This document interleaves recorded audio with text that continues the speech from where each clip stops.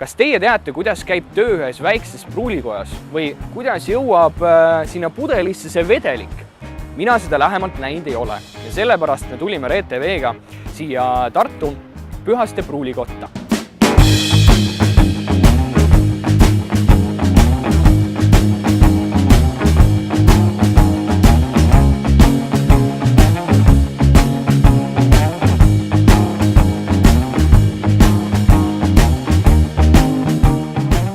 Nüüd me oleme siis Pühaste õlletehase südame juures, kui nii võib öelda, sest on ju hea võtta see pudel ja maista, mekkida seda, aga mismoodi see üldse käib, et see vedelik sinna pudelisse saaks, nii et me vaatamegi nüüd, milline see süsteem välja näeb.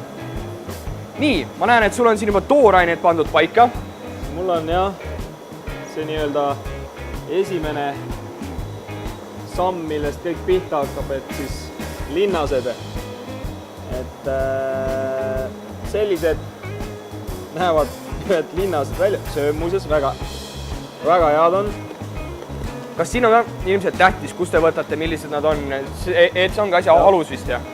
Siit, millist linnast kasutatakse, selline õlleprofiil ja õlu tuleb, et heledamad linnased, heledamad õllede puhul, kui lisad tumedaid linnaseid, saad tumedama õlle.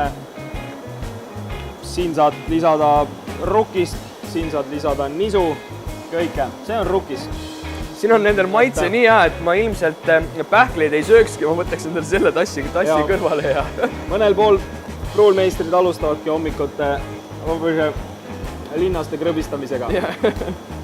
Kui me oleme nüüd ära otsustanud, millise õlle me teeme ja linnase profiili paika pannud, et milliseid linnaseid me kasutame selle õlle puhul. Siis valime linnased välja ja läheb veskisse. Nagu ühel korralikul möldril, siis me jahvatame linnased katki selle jahvatajaga. Läheb ta siis siia nii-öelda purustatud linnas, läheb meil siia koonusesse. Ja siit koonusest sõidab siis teoga meskimisse. Ja see tuleb kust kohast teil siis? Me kasutame erinevaid tootjaid, kuid meie põhilinnased tulevad ikkagi puusatest linnastamisriikidest nagu Saksamaa, Inglismaa, nagu Holland, tuleb ka Belgiast. Nii et kasutame ikkagi Vana-Euroopa linnaseid. Et siis põhimõtteliselt eestlased ei oska seda veel teha, ma saan aru, on ju? Eestlased õpivad veel ja küll nad mõne aja pärast juba oskavad, aga see on täpselt samati aastate ja sadade aastate pikkune kogemus ja oskused, et algab üldse kõigest vilja kasvatamisest, lõpetades siis linnase meistriga. Nii et.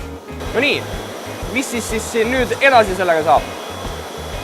Tigu toob meile jahvatatud linnase sellesse meskimistünni ja kõige lihtsam on aru saada, et nagu teepakki solgutame kuumas vees, et samuti teeme, et linnaseid siis leotame nii-öelda kuumas vees ja saame kätte siis maksimaalsed suhkrud, maksimaalsed valgud ja tuleb selline magus linnaseline vesi. Ja kui kaua see asi kestab siin, mis siin nüüd tehakse? Ta kestab erinevalt, aga jääme umbes poole tunni piiridesse. Et siis ei lähe kaua sellega? Ei lähe väga kaua, selle protsessiga. Sealt meskimisnõust siis transporditakse virre siia keedukatlasse ja siin hakkab see õllekeed pihta. Et siin me lisame siis humalad, keedame seda õlut paar tundi ja see on see koht, kus siis võib lisada igasuguseid erinevaid ja huvitavaid koostisosi. Võid panna erinevaid marju või kas või oma vana särgi võid siia sisse visata, teha särgi õlut. Et see ongi teie salajane asi, miks teil õlle nii hea on, et teil on vanad särgid alati mängus, jah? No jah, ei ole, aga eks meil on oma võlusõnad, mida me siin peale loeme, jah. Ja, ikka väike loits või selline asi käib juurde. siia ta siis jääb kui kauaks? Siin me keedame umbes 2 tundi ja siit liigub ta siis läbi kiirjahuti meil fermentatsioonitanki, et see on siis Jahuti, ma saan aru. See on siis kiirjahuti, mis jahutab virde kiiresti maha. Sest kui ta siin keeb, ta on ikka siin ju 90 kraadi peale. Et kääritustanki jõuab ta natuke üle 20 kraadi, et lihtsalt õlle jahutamine ongi üks võtmetähtsusega koht ja mida korralikum jahuti sul on, seda kiiremini see protsess käib ja seda kiiremini saab pärm hakata virret sööma. See on siis kääritustank ja transpordime siis selle õlle siia kääritustanki ja siin lisame pärmi siis. Kui virre ja pärm siin kokku saavad, siis hakkab pärm oma tööd tegema. Hakkab magusaid suhkrut valke sööma ja tekitab seda ühte head asja, jah? Süsihappegaasi ja alkoholi, et okei. Ja kui kaua nad siin sees on? Siin see ime juhtub, pärm tekitab. Ja kui kaua ta siin sees peab olema ennem kui siis? Olenevalt siis õlletüübist nädalast kuni isegi 2-3 nädalani, et kui on kangemad ja mida kolakam poiss nii-öelda on, et mida kangem õlu, et seda kauem ta siin meil ikka käärib. Mida rohkem on kääritustanke, seda rohkem eri sorte sa saad teha kuus. Sest õlle tegemise protsess on ju ikka teatud aeg läheb sul. Et teed sa 100 liitrit, sul läheb sama aeg peaaegu ja teed sa 10 tonni läheb ikka umbes sama aeg. Et on teatud aeg, mis see pärm võtab söömiseks, on teatud aeg, mis see keek võtab ja sa ei saa varem õlut valmis. Kas on olnud nii ka, et teete selle tünni nüüd valmis, maitsete, vaatate, midagi läks nässu, jama küll. Tegemist on ikkagi elus organismiga, et sa saad oma pruulikojas, saad igapäevaselt tema käekäiku jälgida ja põhimõtteliselt on sul võimalik teda ikka õigele poole suunata. Kas siin käib ka mekkimine, et kas ta on õigele poole läinud?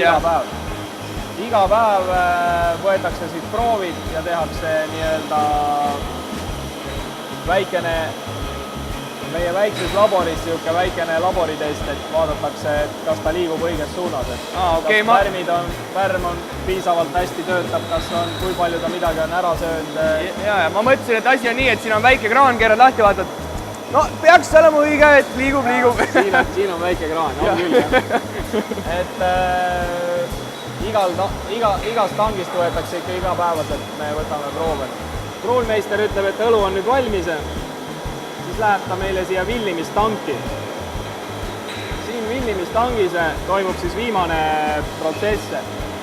Siin me lisame talle veidikene süsihappegaasi juurde, et nii see õllemull kui kõik süsihappegaasi hulk õlle sees oleks kogu aeg sama, et õllesõber teeb korgi lahti, see ilusti vahutab ja ilusi kihiseb, et siin toimub see viimane protsess ja siit peale päeva 2 seismist ja nii-öelda süsihappegaasiga õigeks vahekorraks vimmimist liigub ka meil siis villimisliini ja villimist tarbija lauale. No nii, siin on veel tühjad, aga kogu protsess algab sellest, et me tõstame nii-öelda siis tühja pudeli liinile.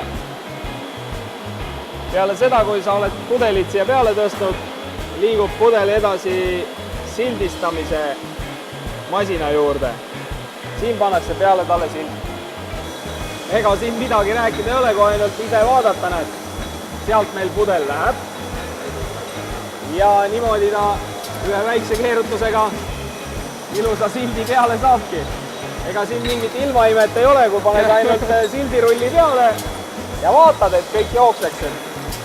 Ja siin on siis see pikk liin, et ootab see pudel, et ta saaks täis nüüd lõpuks.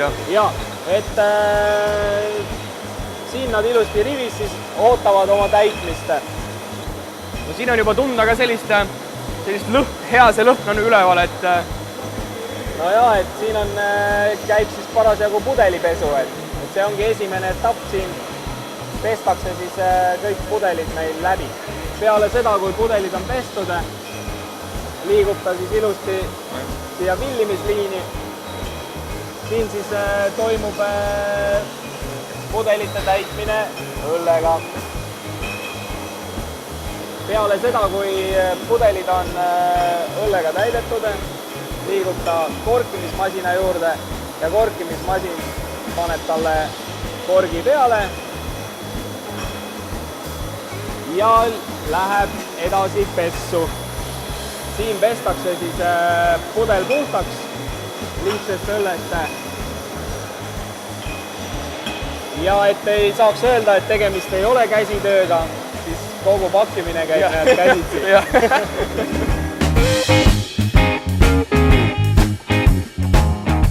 Igal õlletehasel on oma pruulmeister ja siin on Pühaste õlletehases on selleks Eero, kes on tegelikult ka selle asja süda, et ennem kui see jook jõuab sinna pudelitesse ja lettidele, siis on ju vaja seda proovida mekkida ja see ka valmis teha. Nii et ma arvan, et kõige õigem mees ongi meil siin, et sul on see hobi olnud ju ka varem, mitte nüüd siis, kui te avasite selle siin praegu tehas. Ja ikka, aga kõik praegused retseptid tegelikult on juba varem välja töötatud, siis kui ma alustasin kodupruuli 2011 Pühaste nimelises külas Valgamaal. Tookord sai alustada sellepärast, et ei olnud sugugi sellist valikut nagu praegu poes, võib-olla mõne Belgia jälle leidsid, aga huvi ja õlle vastu on juba pikk aega. See oli vaja ise teha, sest osta ei saanud.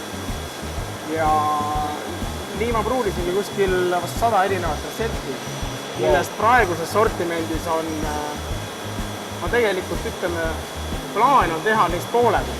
Kas nüüd õlle sellise tootmise juures on ka see, et ma tean, et viskimehed, kui tahad saada viskist teada aimu, siis sa neid tooraineid ise sööd lihtsalt paljalt, et saada nagu aimu, mis nagu millist linnastega ongi see, et uue retsepti puhul üks hea soovitus on võtta eri tüüpi linnased, mida on plaanis retseptis kasutada ja teha suus väike mesk. Ja siis sa muudki tegid ja kõik hakkasid ütlema, et kuule, see on päris hea õlle, et... No oligi tegelikult, et vastuvõtt oli alguses nii hea, et mõtlesin, et no miks mitte tehast, aga see jäi raha taha tooga. Ja nii me olimegi 2 aastat olime nüüd mustas pruuli. Enamus Eesti pruulikodasid sai läbi pruulitud. No see tuba on tanke täis varsti ja mis on meie suur eelis on see, et meil on kõrged laed. Me saame võtta aina kõrgemaid tanke, mis mahutavad rohkem ja ei võta põranda pinda sellega ära. Nii et me ei pea nii peasid kolima. See maja on ju suur. Siin kõrval on veel ühte ruumi, nii et no. Mis pruulimeisteril soovitakse, et kui osadel on seal kivikurku või okaskurku, et mis öeldakse pruulimeistritele, et neil hästi läheks? Baktertanki. Baktertanki. Aga näete, sellega me lõpetamegi. Saite natukene aimu, kuidas siin aparaadid töötavad ja kuidas käsitöö õlle üldse pudelisse saab.